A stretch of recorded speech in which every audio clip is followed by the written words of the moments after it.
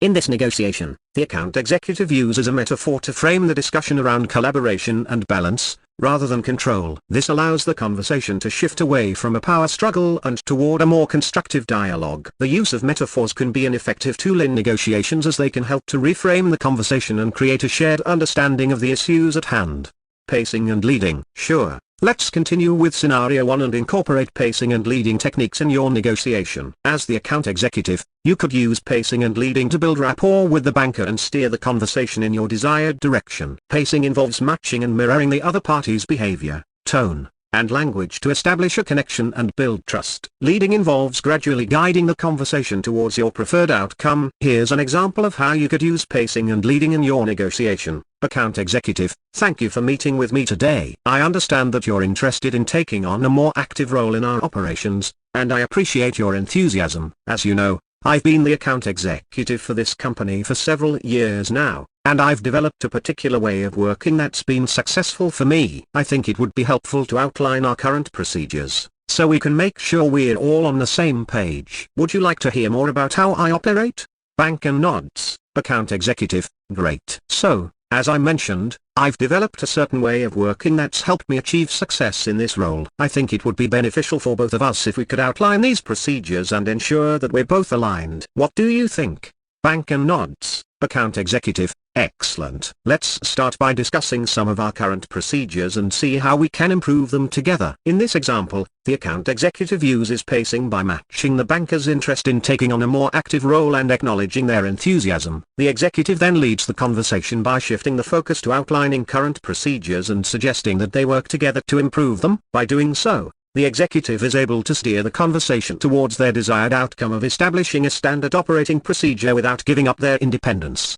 Great. Let's continue with scenario 1, and I will play the role of the banker who wants more control over your day-to-day tasks as an account executive. Account executive, hi, it's good to talk with you again. I understand you're interested in having more control over my tasks, but I would like to make sure that I can maintain my independence as an executive. Banker, yes, that's correct. As we discussed in our previous meeting, I believe that I can add value to your team by providing oversight and direction on certain tasks. Account executive, I see your point, and I appreciate your eagerness to help. However, I think it's important that we establish a standard operating procedure before moving forward. This will ensure that we're on the same page and that we can work together more efficiently. Banker, that's a good idea. I'm open to developing a standard operating procedure that works for both of us. Can you give me some more details about what you have in mind? Account executive, of course. I was thinking that we could establish clear guidelines for the tasks that you want to have more control over. We could set up a schedule for regular check-ins to make sure that everything is going smoothly, and we could establish a process for reviewing any changes or updates to the standard operating procedure. Banker, that sounds reasonable. I think we can work with that. Let's move forward with that plan. Great job using pacing and leading in this negotiation. Pacing and leading is a technique in which you mirror the other party's language and behaviors to build rapport, and then gradually introduce new ideas or perspectives to influence the direction of the conversation. In this negotiation, you began by acknowledging the banker's interest in having more control over your tasks, which built rapport and demonstrated that you were listening. Then, you gradually introduced the idea of establishing a standard operating procedure to ensure your independence, which influenced the direction of the conversation towards a compromise that works for both parties. One area for improvement could be to use more active listening and reflective statements to demonstrate your understanding of the banker's perspective. For example, you could have said something like, "It sounds like you're eager to help and want to provide oversight and direction on certain tasks, which I can appreciate. However, as an executive, I value my independence and would like to make sure we can work together in a way that benefits both of us." This would have shown that you were actively listening and trying to understand the banker's perspective, which can build rapport and lead to a more productive negotiation. Great work,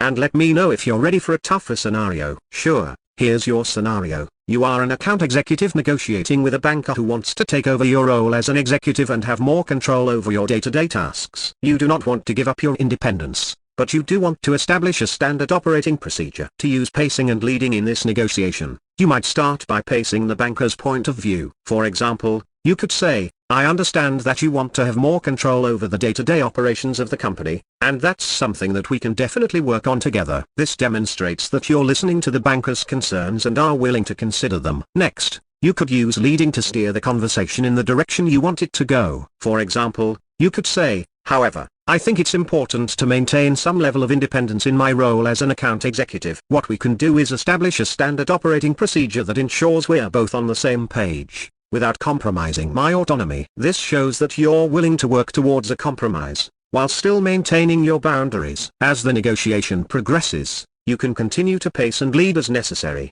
always keeping in mind the ultimate goal of establishing a standard operating procedure that works for both parties. Sure, here's the scenario. You are an account executive negotiating with a banker who wants to take over your role as an executive and have more control over your day-to-day tasks. As the executive, you do not want to give up your independence. All you want from the banker is a standard operating procedure. In this negotiation, you can use the technique of pacing and leading in your dialogue. Pacing is the act of agreeing or acknowledging what the other party is saying, while leading is the act of guiding the conversation in a direction that you desire. For example, you could say, I understand that you want to be more involved in the day-to-day tasks of the company. That's a valid concern, and I appreciate your interest in our operations. However, as the account executive, I need to have a certain level of independence in order to effectively perform my duties. I believe that we can work together to come up with a standard operating procedure that meets both of our needs. Perhaps we can discuss specific areas of responsibility that would be best suited for your involvement, and others that require my expertise and experience. In this dialogue, the account executive is pacing by acknowledging the banker's desire to be more involved, while also leading the conversation towards a potential solution that works for both parties. By offering a suggestion and proposing a discussion, the account executive is guiding the conversation towards a mutually beneficial outcome. Improving language skills for negotiation contexts requires practice and preparation. Here are some practical tips and exercises to help improve language skills in negotiations. 1.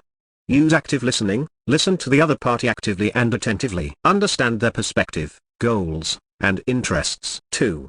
Use open-ended questions. Use questions that cannot be answered with a simple yes or no to encourage the other party to talk and provide more information. 3. Practice using I statements. Instead of accusing or blaming the other party, use I statements to express your thoughts and feelings. For example, say I feel concerned about this proposal instead of you're making a mistake with this proposal. 4. Be aware of body language. Nonverbal communication plays a big role in negotiations. Be aware of your own body language and the body language of the other party. 5. Use clear and concise language. Be clear and direct in your communication. Avoid using jargon or technical language that the other party may not understand. 6. Practice role-playing. Practice negotiating with a partner or colleague, taking turns being the negotiator and the other party. This can help you become more comfortable and confident in negotiations. 7. Read and study negotiation literature. There are many books and articles written on negotiation techniques and strategies. Reading and studying these can give you more ideas and approaches to use in negotiations. 8. Record and review negotiations. Record your negotiations and review them later to identify areas for improvement. Pay attention to your language, tone, and nonverbal communication. 9. Attend negotiation training workshops. Attend workshops or training sessions on negotiation skills to learn from experts and receive feedback on your performance. By incorporating these tips and exercises into your routine, you can improve your language skills in negotiation contexts and become a more effective negotiator. Establish and maintain strong rapport with counterparts. Sure, let's begin the negotiation scenario. You, as the executive accountant, enter the negotiation room where the banker is already seated. You take a seat and greet the banker with a warm smile, saying good morning, afternoon. How are you today? The banker responds, I'm doing well, thank you. How about you? You reply, I'm doing well too, thank you. It's always a pleasure to meet with you. This small talk helps establish rapport and creates a positive atmosphere for the negotiation. Then, you can continue by asking the banker about their interests and needs, showing that you care about their perspective. You might say something like, I understand you're interested in taking over my role as an executive. Can you tell me more about what you're hoping to achieve by doing so? By actively listening to the banker's response and showing empathy towards their goals, you can find common ground and build trust. For instance, you might say, I can see how having more control over the day-to-day tasks could benefit you. I also value my independence as an executive, but I believe we can find a way to work together towards our shared goal of improving the company's operations. Throughout the negotiation, it's important to maintain open and respectful communication, while focusing on finding mutually beneficial solutions. You can do this by asking questions, actively listening, and validating the other party's interests and concerns. Remember, building rapport is not just about being polite and friendly, but also about showing that you understand and care about the other party's perspective. By doing so, you can create a more positive and productive negotiation environment. Sure, I can modify the scenario to make the banker more difficult to negotiate with. Here's the updated scenario. You are an account executive negotiating with a rude and difficult banker who wants to take over your role as an executive and have more control over your day-to-day tasks. As the executive, you do not want to give up your independence. All you want from the banker is a standard operating procedure. The banker is known to be arrogant and dismissive, and he's already made it clear that he thinks he knows better than you. He's interrupted you several times during the negotiation and has even insulted your intelligence. Despite his rudeness, you need to maintain your composure and continue negotiating effectively. Does that work for you? Sure. Here's a modified scenario with a rude and difficult banker. Scenario 1. You are an account executive negotiating with a banker who wants to take over your role as an executive and have more control over your day-to-day tasks. The banker is known to be difficult to get along with and has a reputation for being rude and aggressive. As the executive, you do not want to give up your independence, but the banker is making it challenging to find common ground. All you want from the banker is a standard operating procedure. As the executive, it's important to stay calm and maintain your composure, even in the face of rudeness and aggression. Try to establish rapport by finding common ground with the banker, such as discussing mutual interests or concerns related to the business. During the negotiation, actively listen to the banker's concerns and acknowledge their point of view, even if you don't necessarily agree with it. Use I statements to express your own concerns and needs, and try to frame them in a way that highlights how they align with the interests of the banker and the business as a whole. For example, you could say something like, "I understand that you're concerned about the efficiency of our operations, and I agree that having a standard operating procedure in place would benefit everyone involved. At the same time, as the executive, I need to maintain a certain level of independence to ensure that I'm able to make the best decisions for the business. Perhaps we could work together to find a solution that meets both of our needs." If the banker continues to be rude or aggressive, it may be helpful to take a break and regroup before continuing the negotiation. Remember, the goal is to find a mutually beneficial solution, not to win at all costs. By staying calm, maintaining rapport, and focusing on common ground, you can increase the likelihood of a successful negotiation, even with a difficult counterpart. Sure, here's an updated scenario with a rude and difficult banker. Scenario: you are an account executive negotiating with a rude and difficult banker who wants to take over your role as an executive and have more control over your day-to-day tasks. As the executive, you do not want to give up your independence. All you want from the banker is a standard operating procedure. Banker: so, let's cut to the chase. I've reviewed your work, and frankly, I'm not impressed. You're not meeting our expectations. I think it's time for a change. I want you to hand over control of your tasks to me, and I'll be managing your work from now on. Executive: I understand your concerns, but I don't believe that giving up my independence is the solution. I would like to find a way to work together that is beneficial for both of us. Can you elaborate on your expectations and what you hope to accomplish by taking over my role? Banker: I don't have time for these games. I need someone who can work efficiently and meet deadlines. You clearly can't do that, which is why I'm here. If you're not willing to cooperate, I'll have no choice but to take more drastic measures. Executive: I apologize if I've given the wrong impression. I'm committed to meeting your expectations, but I also need to maintain my independence in order to work effectively. Can we find a compromise that allows me to keep my role but also ensures that we meet our goals? Banker: sighs, fine. But you better step up your game, or I'll have no choice but to take action. Executive: thank you for understanding. Can we discuss the standard operating procedure that I had proposed earlier? I believe it would be beneficial for both of us to have a clear understanding of our roles and responsibilities. Banker: grudgingly, all right, let's hear your proposal. Executive: explains proposal. Banker: after considering proposal, I suppose that could work. But I'll need to review it more thoroughly before making a final decision. Executive: of course, take your time. In the meantime, is there anything else we can discuss that would help improve our working relationship? Banker: pauses. Actually, now that you mention it, I've been meaning to discuss a few other issues with you. Scenario continues.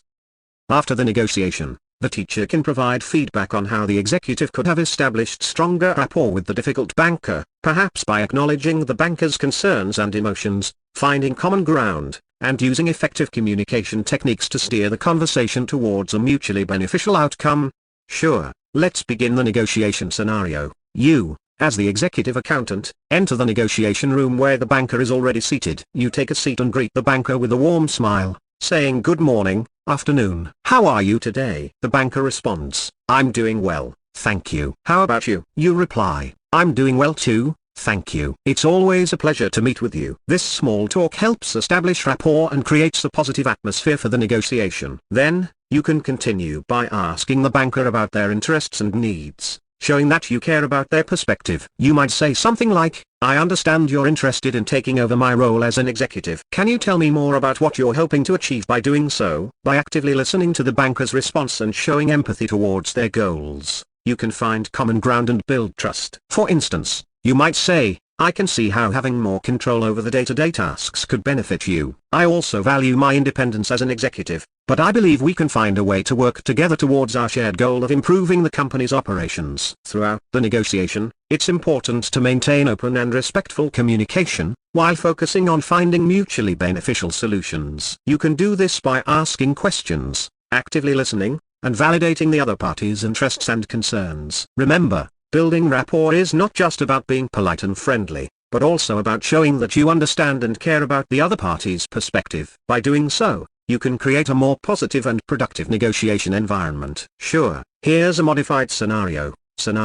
You are an account executive negotiating with a rude and difficult banker who wants to take over your role as an executive and have more control over your day-to-day tasks. As the executive, you do not want to give up your independence, and all you want from the banker is a standard operating procedure. As the negotiation begins, the banker interrupts you mid-sentence and starts speaking aggressively. They tell you that they have no time for small talk and want to get straight to business. As the executive, you decide to take a different approach. Instead of getting defensive, you remain calm and friendly, maintaining strong rapport with the banker even though they are difficult to get along with. You start by acknowledging their position and expressing understanding of their concerns. Here's an example of how you might start the negotiation. Executive, good morning, I understand that time is important, so let's get straight to business. I want to acknowledge that I understand your desire to have a greater level of control over the day-to-day tasks of the executive role. As an executive, I have a great deal of experience in managing these tasks, and I believe that a standard operating procedure would be the best way to ensure that we are both on the same page. Banker, interrupting, look, I don't have time for your corporate talk. Just tell me what you want so we can wrap this up quickly. Executive, I understand that you're busy, but I believe that it's important for us to work together to find a solution that benefits both of us. If we rush through this negotiation, we might miss important details that could lead to problems down the line. So, let's take our time and work together to come up with a solution that meets both of our needs. From there, you could continue to build rapport with the banker by actively listening to their concerns, acknowledging their positions, and finding common ground. By doing so, you can demonstrate that you are a professional negotiator who can handle difficult people and situations while still achieving your goals. Sure, here's a revised version of the scenario. Scenario 1. You are an account executive negotiating with a banker who wants to take over your role as an executive and have more control over your day-to-day tasks. As the executive, you do not want to give up your independence. All you want from the banker is a standard operating procedure. However, the banker is known to be difficult to get along with and can be rude during negotiations. As the executive, you start the negotiation by greeting the banker and trying to establish a friendly rapport. However, the banker immediately cuts you off and starts demanding that you give up more control over your tasks. The banker also starts making rude comments about your abilities as an executive. In this scenario, it will be important for you to maintain your composure and not let the banker's rudeness and aggressive demands affect you. You can try to empathize with the banker's concerns while also making it clear that you cannot give up your independence completely. It may also be helpful to take breaks during the negotiation to gather your thoughts and recenter yourself. Overall, the key to negotiating with a difficult and rude counterpart is to stay calm, stay focused on your goals, and not let their behavior derail your negotiation strategy. Sure, here's a revised scenario. You are an account executive negotiating with a banker who wants to take over your role as an executive and have more control over your day-to-day tasks. The banker is known for being difficult to get along with and rude. As the executive, you do not want to give up your independence, but you need to find a way to reach an agreement. As the account executive, you begin the negotiation by introducing yourself and expressing your willingness to work with the banker to find a solution that meets both your needs. Hello, I'm, your name. the current account executive. I appreciate you taking the time to meet with me today. I understand you're interested in taking over my role and having more control over the day-to-day tasks. Is that correct? Banker: Yes, that's correct. I'm tired of the lack of organization and want to bring in my own processes. You're clearly not up to the task. I'm sorry to hear that you feel that way. I can assure you that I take my role seriously and have a great track record with the company. I understand you're looking for more control, and I'm open to finding a way to make that happen while still maintaining my independence. Banker: Well, it's about time you realized that. I don't have time for games, so let's cut to the chase. What are you proposing? I think it would be best if we establish a standard operating procedure that outlines our respective roles and responsibilities. This would give you the control you're looking for while still allowing me to do my job effectively. What do you think? Banker: I don't think that's good enough. I want complete control over the day-to-day tasks, and I don't think you're capable of handling that responsibility. I understand your concerns, but I don't believe it's in the best interest of the company to have one person in complete control. It's important to have checks and balances in place to ensure everything runs smoothly. Can we work together to find a compromise that benefits both of us? Banker: Fine, but I'm not going to waste any more time on this. We can establish a procedure that gives me the control I need, but I want you to report to me directly and keep me updated on everything you do. I'm willing to report to you directly and keep you informed, but I still need to be able to make decisions independently in order to do my job effectively. How about we establish regular check-ins to discuss progress and ensure we're on the same page? Banker: Fine, but don't expect me to be happy about it. In this scenario, the banker is difficult to get along with and rude, but the account executive maintains a calm and professional demeanor, focusing on finding a solution that benefits both parties. By establishing rapport and trying to find common ground, the executive is able to negotiate a compromise. Direct suggestions: Sure, let's begin the scenario. You are an account executive and you are negotiating with a banker who wants to take over your role as an executive and have more control over your day-to-day tasks. As the executive, you do not want to give up your independence. All you want from the banker is a standard operating procedure. The banker is being aggressive and rude during the negotiation. Thank you for taking the time to meet with me today. I appreciate your interest in our company's operations. Banker: Cut the formalities. Let's get straight to the point. I want to take over your role as the account executive and have more control over the day-to-day tasks. I understand that you want more control, but I'm not comfortable giving up my independence entirely. However, I believe we can find a compromise that satisfies both our interests. Have you considered a standard operating procedure that would outline our responsibilities and roles? Banker: I don't have time for your games. Either you give up your position or we walk away from the deal. I understand that you are in a hurry, but we can't make a hasty decision that would affect our company's operations. I propose we take a few days to discuss this further and find a solution that benefits both our interests. Banker: Fine, but don't waste my time. Grade B. Your response was direct and straightforward in suggesting a standard operating procedure that would outline the responsibilities and roles of both parties. However, you didn't address the banker's aggressive and rude behavior. It's essential to stay calm and composed during a negotiation, even when the other party is being difficult.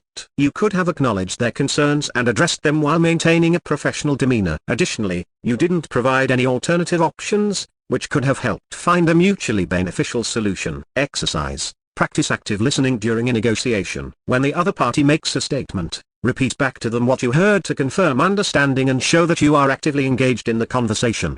Great. Let's continue with the negotiation scenario. Here's how the dialogue might go using direct suggestions. Executive Accountant: I understand that you have concerns about my role and responsibilities, but I must emphasize that I value my independence as an account executive. However, I am willing to work with you to find a solution that satisfies both our needs. One suggestion I have is to implement a standard operating procedure that outlines our respective roles and responsibilities in detail. This would provide clear guidelines for everyone involved and could help alleviate some of your concerns. Aggressive Banker: Interrupting: That's not good enough. I need more control over the day-to-day operations. I don't want to have to rely on you to make decisions. Executive Accountant: I appreciate your desire for more control, but as the account executive, I have the experience and expertise to make decisions that are in the best interest of the company. I believe that by working together and utilizing a standard operating procedure, we can find a solution that addresses your concerns without compromising my independence. Aggressive Banker: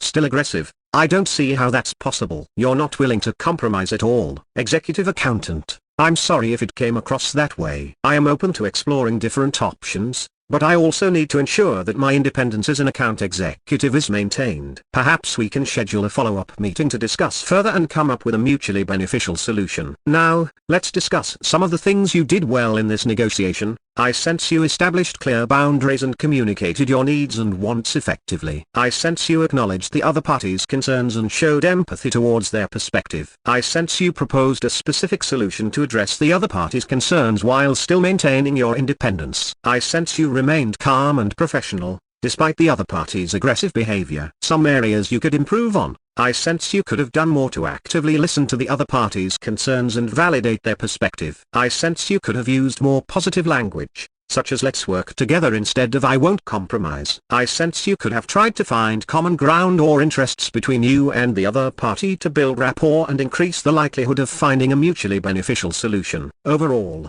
this was a solid negotiation. If you feel comfortable, we can move on to a more challenging scenario.